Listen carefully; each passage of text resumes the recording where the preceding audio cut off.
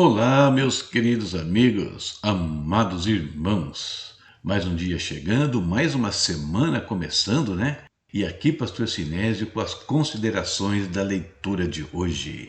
Na maratona, hoje lemos o segundo capítulo de 1 Tessalonicenses. E do capítulo, a palavra que eu separei para a nossa reflexão hoje é impedimentos. Impedimentos no hebraico se diz mixol. Este vocábulo significa tropeço, obstáculo ou causa de queda. Mixol denota qualquer obstáculo que tropece uma pessoa física ou moralmente. Suas 14 ocorrências do Velho Testamento traçam o movimento da obstrução literal à metáfora espiritual profunda, mostrando como o tropeço pode surgir da malícia humana, da idolatria interior ou do julgamento divino, e como Deus chama o seu povo para remover todos os impedimentos à fidelidade da aliança. Mixol, portanto, adverte e orienta, expõe qualquer coisa, ações, desejos ou doutrinas que desvie pessoas da obediência de todo o coração e convoca os fiéis a eliminar todos os obstáculos para que todos possam andar com segurança nos caminhos do Senhor. A primeira ocorrência, Levítico 19:14, estabelece o princípio de que o amor ao próximo proíbe explorar a fraqueza de outra pessoa. No grego, impedimentos vem do verbo enkopto. Derivado de um verbo que literalmente retrata cortar o caminho de alguém, esse verbo captura qualquer força humana, satânica ou circunstancial que bloqueie, interrompa ou retarde o movimento ordenado por Deus. Nas Escrituras, retrata consistentemente um obstáculo à obediência, comunhão, oração ou viagem ministerial. Encópito refere-se à interrupção súbita ou bloqueio de um caminho, como se alguém abrisse uma vala para impedir a passagem, metáfora militar. Paulo identifica o agente, Satanás, ou seja, há um elemento espiritual direto agindo como barreira. Encópito não anula a missão, mas revela que há resistências que exigem perseverança e discernimento. Sabendo dessas coisas e tendo lido o capítulo de hoje, 3 aspectos dos impedimentos a serem destacados. Primeiro, realidade. A experiência de Paulo em 1 Tessalonicenses 2 demonstra que o ministério e a vida cristã são marcados por impedimentos, sejam eles de ordem humana, circunstancial ou espiritual. Paulo afirma que Satanás o impediu, indicando a barreira ativa e maligna à sua missão.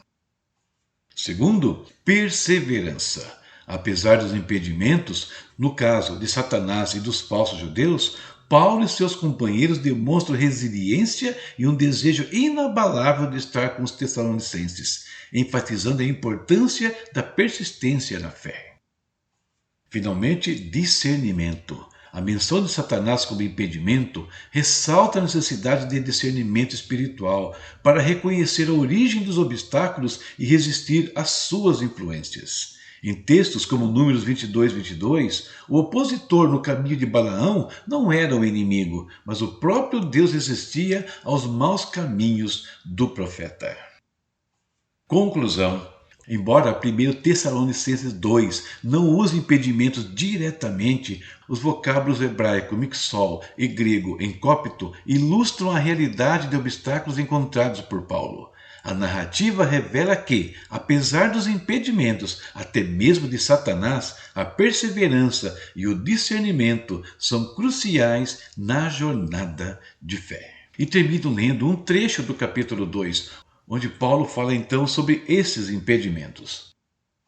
Porque vós, irmãos, haveis sido feitos imitadores das igrejas de Deus que na Judéia estão em Cristo Jesus, porquanto também padecestes de vossos próprios concidadãos o mesmo que os judeus lhes fizeram a eles, os quais também mataram o Senhor Jesus e os seus próprios profetas, e nos têm perseguido, e não agradam a Deus, e são contrários a todos os homens. E nos impedem de pregar aos gentios para que possam ser salvos, a fim de encherem sempre a medida dos seus pecados.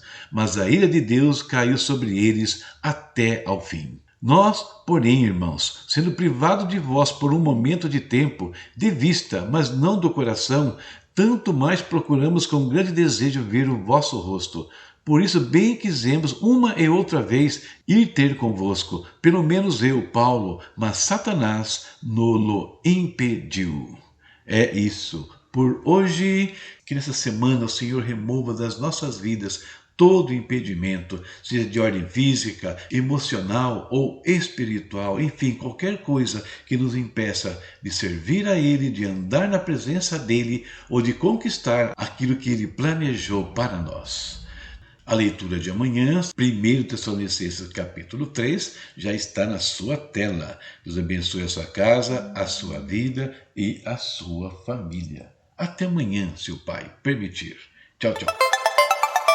Conheça os e-books do pastor Sinésio Santos. Materiais escritos para inspirar, ensinar e transformar vidas. São títulos abordando temas como estudos bíblicos, histórias envolventes de ficção, orientações práticas para a vida cristã, capacitação de docentes, comentários bíblicos versículo por versículo. Cada obra é um convite para mergulhar em conteúdos que edificam e enriquecem o conhecimento, ajudando você a crescer em fé e sabedoria. Encontre o título perfeito para sua jornada e compartilhe a experiência com aqueles que você ama. Adquira já o seu e transforme sua leitura em um momento de aprendizado e crescimento.